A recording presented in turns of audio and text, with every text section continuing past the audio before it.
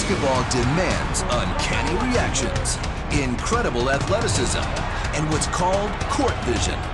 The ability to keep track of 9 other fast-moving guys. It's a great pass. For elite ballers, the secret to seeing every corner of the court is in the corners of their eyes.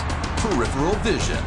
But does great peripheral vision translate to great reaction time? And how do the pros stack up against the rest of us? To find out, we brought in 2 test subjects. Our team leader, John Brinkus, the average Joe. His competition, NBA forward, Corey Maggette. He's your average NBA superstar. To test how peripheral vision affects their reaction time, we're using the Smart Speed Reactive Grid. This new cutting-edge technology tracks athletes' movements with infrared scanners and transmits data instantly and wirelessly.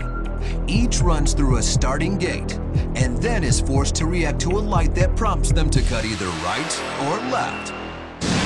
This test allows us to calculate the difference in reaction times between the average Joe and an elite pro down to the thousandths of a second. We'll be able to see if having great peripheral vision translates to a great reaction time.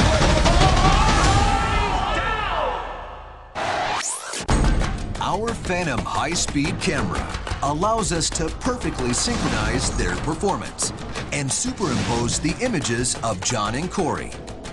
Dead even after the first 10 steps. At the moment of truth, when they're forced to react, the difference between average and elite emerges. When the trigger lights are directly in front of them, Corey reacts 0.05 of a second faster than our average Joe. That translates to 2 feet of separation. And with the trigger lights at 90 degrees, Corey's time separation is most pronounced. 1/15 of a second better, or 6 feet of separation. Even though it seemed like the times were close, in reality, that fraction of a second equals 1 light year. That's the difference between the average Joe and an elite athlete. Why does the separation get greater as the trigger lights get further apart? The answer is Corey's highly developed sense of peripheral vision. He's better able to react to stimuli in the corners of his eyes, our built-in motion detectors. The only thing that changed was the position of the gates. So indeed, elite athletes do react more quickly to things in the corners of their eyes. The stronger the peripheral vision, the faster the reaction time.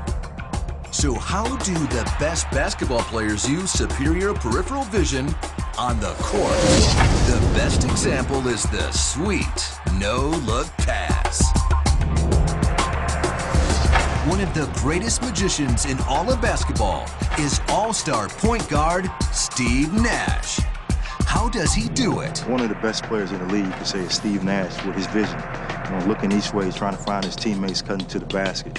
You have like 4 or 5 different options where you got to make the best decision to get the ball to the right player. Our motion tracking technology shows us how peripheral vision gives Steve Nash a 360-degree view of the court. This is an inside look at the no-look pass. Think of the eyeball as a 180-degree fisheye lens. The front of the eyes are loaded with receptor cones, which specialize in detecting color, while the sides are packed with receptor rods, better at detecting motion. While new information is entering the eyes in the front of his head, when Nash turns his head, the images of what's going on behind him are still fresh in the brain. These are the eyes in the back of his head. With highly developed peripheral vision and a wicked fast brain extrapolating data, this gives the NBA's best a crystal clear 360-degree view of the court.